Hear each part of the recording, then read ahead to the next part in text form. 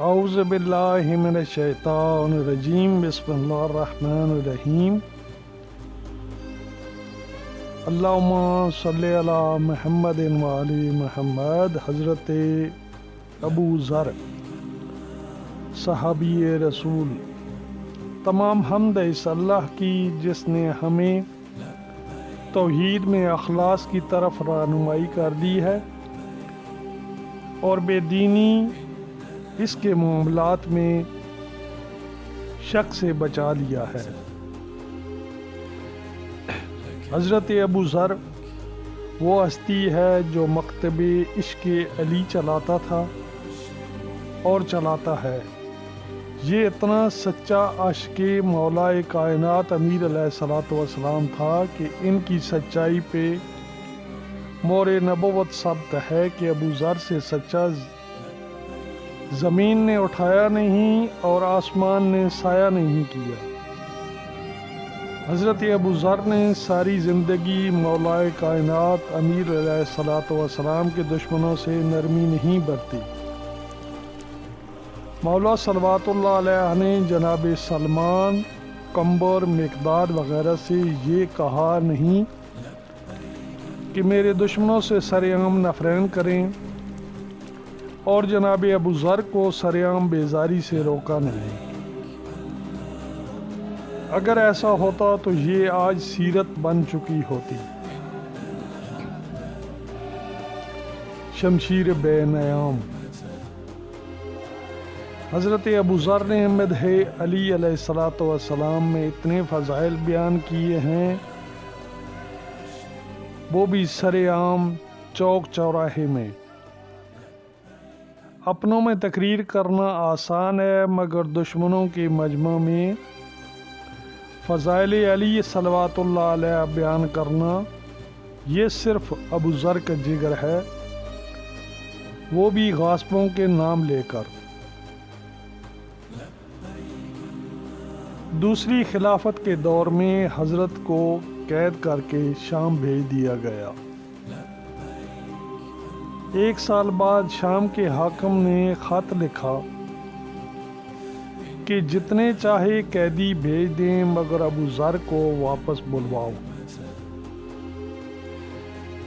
کیونکہ میرے زندان کے زیادہ تر قیدی حضرت علی علیہ الصلوۃ والسلام کی محبت میں گرفتار ہو چکے ہیں۔ مدینے سے خط کا جواب آیا کہ ابو ذر کو قیدی کی حیثیت سے بھجوانا۔ شام کے حاکم نے ایک زخمی ناکا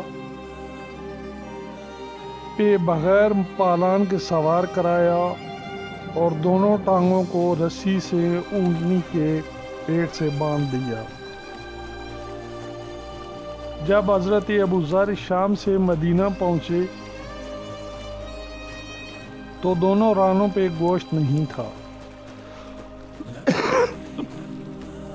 ہڈیاں نظر آ رہی تھیں۔ اسی حالت میں لوگ اکٹھے ہو گئے کہ سچا صحابی رسول آ گیا۔ اس حال میں بھی حضرت ابو ذر نے فضائل علی علیہ الصلوۃ والسلام شروع کر دیے۔ تیسری خلافت کے دور میں جناب ابو ذر کو جلا وطن کر کے ربضہ کے صحرا میں بھیج دیا گیا۔ مولا کائنات صلوات اللہ علیہ کو خبر ہوئی کہ ابو ذر کو شہر بدر کیا جا رہا ہے۔ اگر مولا امیر علیہ الصلوۃ والسلام چاہتے تو جناب ابو ذر کی مدد کر سکتے تھے، مگر یہاں تو قیامت تک محبان علی علیہ الصلوۃ والسلام کو سیرت دی جا رہی تھی کہ زمانہ محبت علی میں اس طرح بھی سزائیں دے گا۔ ان کے پاس کوئی تو مشعل راہ ہو۔ حالانکہ مولا امیر علیہ الصلوۃ والسلام کے حضرت ابو ذر کے متعلق یہ جملے موجود ہیں کہ ابو ذر جو تو کہنا چاہتا ہے لوگ سننا نہیں چاہتے، اور جو لوگ سننا چاہتے ہیں تو کہہ نہیں سکتا۔ تو بہتر ہے شہروں سے صحراؤں میں رہنا۔ جا ابو ذر ربضہ کے صحرا میں میری محبت لیے۔ جناب حضرت ابو ذر بیٹی کے ہمراہ اسی صحرا میں شہید ہوئے۔ جناب مالک اشتر نے اسی صحرا میں اپنے لشکر کے ہمراہ جناب ابو ذر کا جنازہ پڑھا اور کفن و دفن کا اہتمام کیا۔